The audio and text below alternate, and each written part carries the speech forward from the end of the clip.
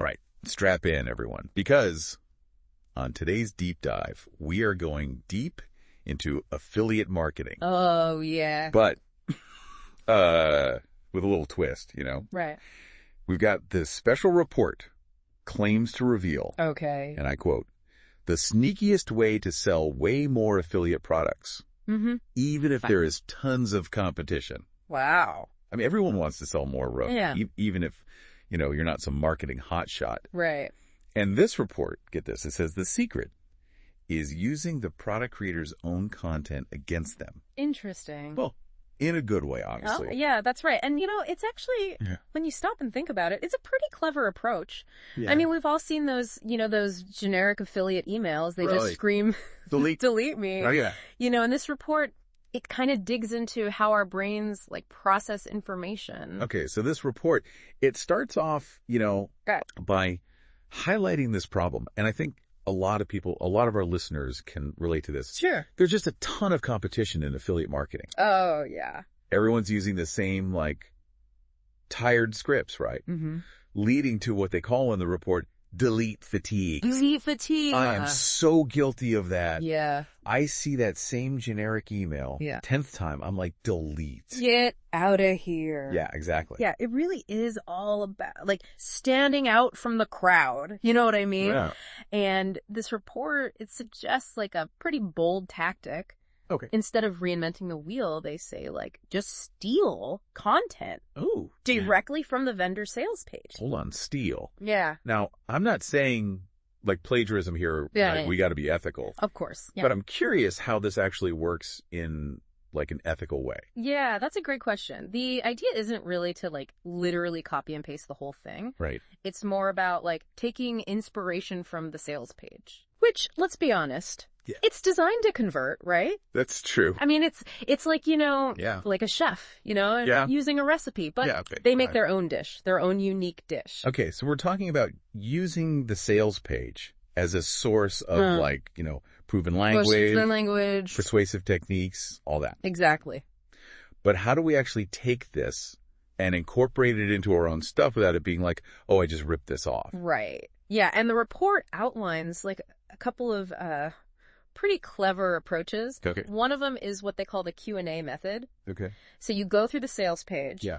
And you identify, the most compelling points, right? The stuff that really jumps out at you. Okay, yeah. And then you frame them as questions. Okay. You've asked these questions to the vendor. Oh, so it's kind of like a mock interview, but using the sales page content as the answers. Exactly. That's actually pretty smart. Yeah, and it feels more, it feels more genuine, Yeah. feels more personal than just a straight up sales pitch, you know? Yeah. Oh. And it taps into this principle. Right. It's called borrowed authority. Oh. So you're basically leveraging the vendor's expertise Yeah. to sell their own product. Okay. It's kind of like you're saying, hey, I went and I asked the expert these tough questions. Yeah.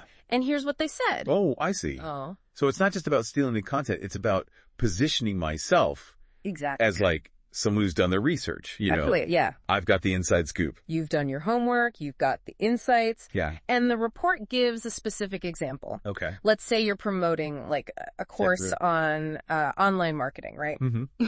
You could ask a question like, what are the biggest mistakes beginners make? Yeah. And then you just pull the answer, straight from the sales page, where they've probably already, addressed these common pitfalls. That makes sense. Yeah, it's like you're giving people a sneak peek exactly into the good stuff. A little preview. And highlighting the value. Exactly. Yeah. And another, even simpler approach is what they call the bullet point bonanza. Okay, I'm intrigued. Tell me about this bonanza. So it's incredibly straightforward, right? Yeah. You lift the bullet points from the sales page and you just incorporate them. Boom. Okay. Right into your email, your promo material, whatever. Now I know, bullet points work. Yeah. But why? Right. Why are they so effective? Well, you got to think about how our brains are wired, right? Yeah? We're just bombarded with information all the time. Oh, yeah. So we've kind of evolved to scan and filter bullet points. They act like these little visual cues that break up these big walls of text. Makes it easier to just grab the key points. And they also tap into our, love of lists, right? Oh, yeah. And our desire for, like, easy to digest information. It's like our brains are just like, give me the bullet points. Give me the bullet points, please. Yeah, exactly. And visually, they look cleaner, more organized. So you're making it easier for your audience to, process the info and ultimately, be persuaded by it. Okay, so those two methods, definitely sneaky. Yeah. But in a good way. In a good way. I like it. Yeah. But what if, writing just isn't my thing? Sure. Is there another way to kind of leverage this vendor content without having to write a novel? Absolutely. The report suggests, letting the vendor do the heavy lifting for you with video. Ooh, I like where this is going. Yeah. Tell me more. So it's all about, harnessing the power of video marketing, right? Yeah. Find videos the vendor has created, whether it's on their YouTube channel, their sales page, even social media, and you embed them on your own pre-sell page. So I'm basically creating this little mini showcase exactly for the product using their video content to do the selling. You got it. Yeah. Video is it's so engaging. Yeah. It builds trust, Totally. People can see and hear the creator's passion. Yeah. Which can be way more persuasive than just reading some text on a page. But you all know that video is king these days. Oh, yeah. Especially online. Yeah. Yeah. Yeah, sure. Now, the report actually includes a real-world example of this. They show a screenshot of a pre-sell page promoting a product called Great Video Training from Marlin. Okay, yeah, I remember seeing that. What were the key elements of that example? So the page, it's got this big bold headline, right? Yeah. Great Video Training from Marlin. Yeah. And then boom, there's the embedded video. Good. Presumably created by Marlin himself. What? Where he's explaining the benefits of his product. Okay. And then finally, there's a clear call to action, a big enticing button that says free access, which links to the vendor's sales page. So you're essentially piggybacking on their own marketing. Exactly. Using their video to create a compelling experience. Pre-sell experience. Yeah. Okay, so it's all about working smarter, not harder. Precisely. Right. Working smarter, not harder. I like that. Yeah. And speaking of working smarter, let's move on to how the report suggests optimizing your email marketing for affiliate promotions. Right. They break down a real-world example of an email promoting a video creation tool called Vidicule, and it's packed with insights. Okay, let's break that down and see what we can learn. All right, let's do it. So this Vidicule email, right?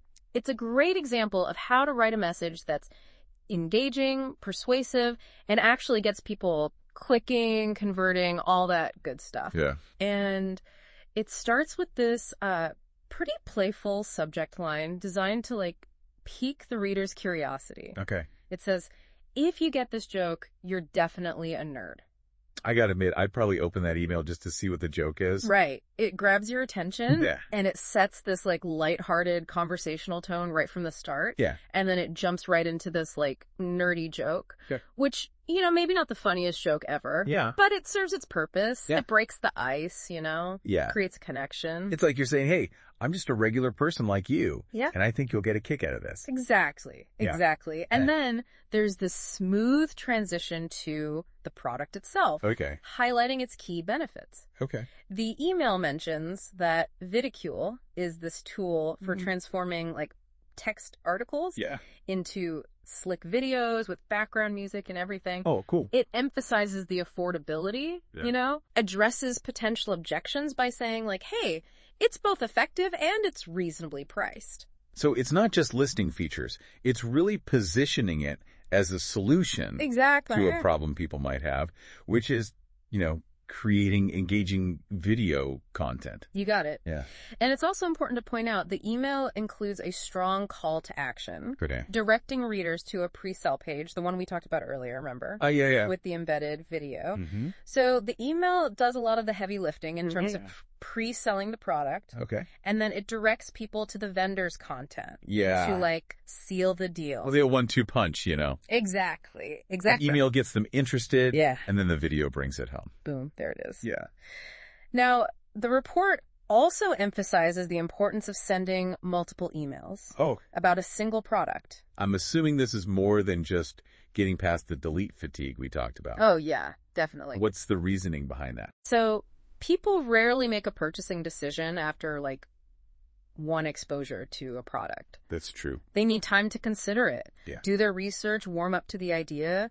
Sending a series of emails over a week, each highlighting different aspects of the product or offering a different perspective, it allows you to, like, stay top of mind and nurture that relationship with the potential customer. It's like planting a seed, and then you got to water it, give it some sunlight. Exactly. Let it grow. Let it grow, yeah. You're building anticipation, Yeah. giving people multiple chances to engage. Multiple touch points. Yeah. And they even offer this, like, kind of cheeky tip. Okay. Accidentally misspelled a product name in your initial email. Oh, really? Yeah. This gives you a reason to send a follow-up. Oh, okay. The next day, Yeah. apologizing for the typo, Right. and then reinforcing the product's name and benefits. Sneaky. Yeah, it's a lighthearted way to Yeah. create another touch point with your audience. That's a pretty good tip. I like that. Yeah. But I do feel like you can't, overuse that one. Right. Got to be careful. Definitely. Don't want to seem unprofessional. Yeah. You want to find that balance Yeah, between being creative and maintaining your credibility. for sure. But the report's overall message is clear, Yeah. Building a genuine relationship with your audience, that's paramount. Yeah. It's not just about blasting out sales pitches. It's about understanding their needs, providing valuable information, recommendations, Yeah. You want to become a trusted advisor, Yeah. not just some, like, sleazy salesperson trying to make a quick buck. Makes sense. Building that trust, that takes time. It does. It does. It's not about those quick wins. It's about establishing yourself as a valuable resource. Exactly. Long game. Yeah. So now that we've, explored these tactical email strategies, Yeah. I'm curious to hear more about the bigger picture, Yeah, me too. The report has this section called Mike's Winning Online Business Strategy. Right. What are some of his, like, key insights there? Yeah, I want to hear about this. So yeah, Mike, he's really upfront about, the fact that most people trying to make money online, they fail. Yeah.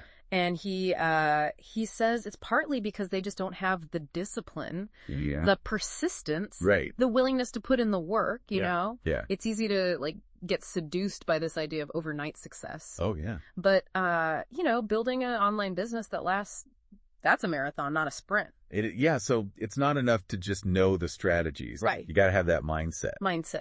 Be willing to really put in the time, the effort. The grind. It's about, like, playing the long game. Long game, absolutely. Yeah. And Mike also stresses, like, how important it is to be constantly learning, adapting, Right. The online world, it's, like, always changing. Oh, yeah. So you got to be willing to stay ahead of the curve, adjust your strategies. Right. Right. It's not about finding that one magic bullet and just sticking with it. No. You got to be flexible, experiment, always trying to improve. Always improving, yeah. Yeah, that's a good point. And that kind of leads us to our final takeaway. Okay. We've explored all these tactics and strategies, but the most important lesson is this. Be creative, be persistent, and never stop learning. Ooh, I like that. It's not just about following the rule book. No. It's about, using your own creativity. And adapting these principles. For your own situation, exactly. Right. Yeah. And that brings us to our thought-provoking question. Okay, hit me. For you to ponder All right. as you continue your affiliate marketing journey. Okay. So think back to all those, like, sneaky but ethical tactics we discussed for leveraging the vendor's content. Right.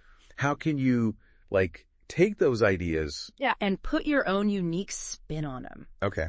What creative approaches can you come up with to stand out and really grab your audience's attention? That is a great question, a great challenge to leave our listeners with. Yeah. To be creative, experiment, find what works for you. Exactly. And remember the secret ingredient, passion. Oh, yeah. If you're excited about what you're doing, well, it'll come through in your marketing. It'll show. People will see it. Well said. We hope you've enjoyed this deep dive into the world of affiliate marketing. It's been a wild ride. We've covered a lot, from, leveraging that vendor content to mindset, to building that email list, cultivating the right mindset to, really be successful. Absolutely. It's been a pleasure exploring these ideas with you.